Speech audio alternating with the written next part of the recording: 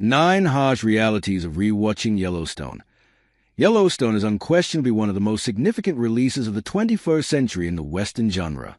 The show's sprawling story of rural Montana ranchers, set against the spectacular backdrop of North America's most famous national park, goes a long way to delivering on co-creator Taylor Sheridan's initial pitch of remaking The Godfather in a contemporary Western setting. Yet, it's far from perfect. In fact, Yellowstone is arguably the worst show in its own franchise, given the critical acclaim garnered by its beautifully rendered spin-off prequel series, 1883 and 1923. The main show might have more swagger about it, but there are plenty of bones to pick out of its occasionally wayward plotting and frequently uneven characterizations. The best episodes of Yellowstone are masterpieces of the neo-Western genre. On the flip side, the series delivers its fair share of cartoonish storylines, gratuitous scenes, and highly questionable perspectives on women and Native Americans. What's more, rewatching it draws our attention to some harsh realities within the story of the show that we might well have missed in previous viewings. The plot holes in Yellowstone are gaping at its most engrossing. Yellowstone's plot is not just structurally sound but expertly crafted. On the other hand, there are moments in the series when major plot holes threaten to undermine its overall credibility. These plot holes are ultimately too many to count, but are laughably bad in the most glaring cases.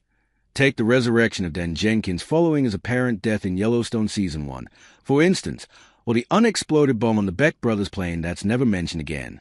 There's also the murder of reporter Sarah Nguyen by Jamie Dutton, which is conveniently ruled a kayaking accident without a proper explanation. The Duttons manage to forget that they have dinosaur bones buried on ranch land. 2. And Rip Wheeler is somehow able to get married and to drive across state lines repeatedly without there being any documented record of his existence. Meanwhile, entire character arcs disappear without warning in later seasons of Yellowstone, as we'll return to below. Most of the Dutton family should be in prison. Kevin Costner has suggested that Yellowstone's central family should all be in prison, and when you rewatch the show it's hard to disagree with him. The notorious train station, full of bodies belonging to those who get on the wrong side of Costner's character John Dutton, speaks for itself. During the course of Yellowstone, Dutton, his ruthless right hand, Rip, his adoptive son Jamie, and his son and daughter, Case and Beth, all commit multiple murders. The Dutton family is responsible for dozens of killings throughout the series, in addition to their corrupt relationship with the local Montana police force, and numerous seemingly illicit financial dealings. Rip Wheeler's brutality is too much. No one directly perpetrates more violent crimes in Yellowstone than John Dutton's henchman, Rip, who later marries Beth Dutton. Between lynching Dan Jenkins, gouging a chunk out of Wade Morrow, and setting a rattlesnake on an unsuspecting Rourke Morris, Rip earns a fearsome reputation as the Dutton Ranch's most merciless enforcer.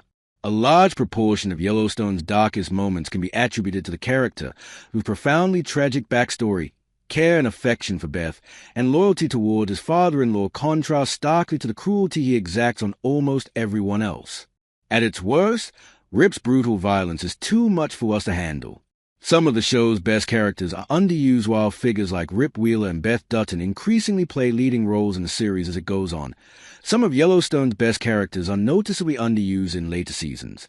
Most notable among these characters is Case Dutton's wife, Monica, whose character development grinds to a standstill between seasons 3 and 5 of the show. Monica's work as a teacher, first at a school on her family's Broken Rock reservation, and then at the local university, completely disappears from view after Yellowstone Season 2. Following the Season 3 episode, I Killed a Man Today, she doesn't have any storyline independent of her husband, Case. Another character notable by his absence from the subplots of later Yellowstone seasons is Gator, the Dutton family's live-in chef. This lovable fan-favorite character is even missing from scenes where his presence is required for the continuity of the series, such as John Dutton's funeral in Season 5.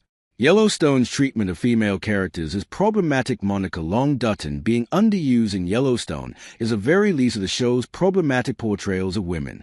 Even when Monica does appear in later seasons, she's either objectified as bait for a serial killer, for example, or cast primarily in the role of a childbearer for the Dutton lineage. The entire series is rife with this kind of latent misogyny, from the decision to have Beth Dutton force a jewelry store proprietor to strip as an act of vengeance, to the gratuitously staged attempted rape of Beth herself by a masked assailant. Yellowstone features admirably strong female characters, but the way it treats them is often cause for concern. Case is the only Dutton who cares about Native American rights. Yellowstone has faced criticism from actor Lily Gladstone about its representation of Native Americans, and her comments certainly tally with the Dutton family's attitude towards those living in poverty across the land boundary from them on the Broken Rock Reservation.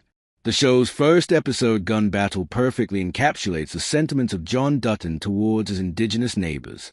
Even when he forms an alliance with Chief Rainwater, it's a defensive action against a common enemy.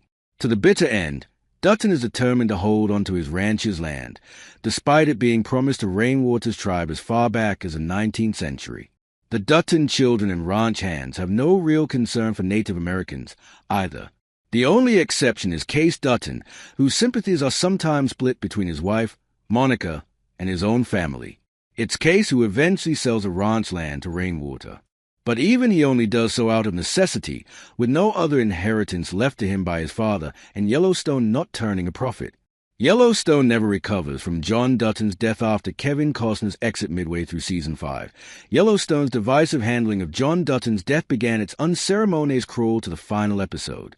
Although Beth and Jamie Dutton's fight to the death delivers a climactic finale, the show just isn't the same without its central patriarch. The second half of Season 5 is relatively muted, while Bella Haddad's controversial cameo in Yellowstone's penultimate episode seems to be more in service of co-creator and writer Taylor Sheridan than the series itself. Unfortunately for Sheridan, his show's lead character dying hours before the end of the story doesn't quite work out like it does in The Godfather.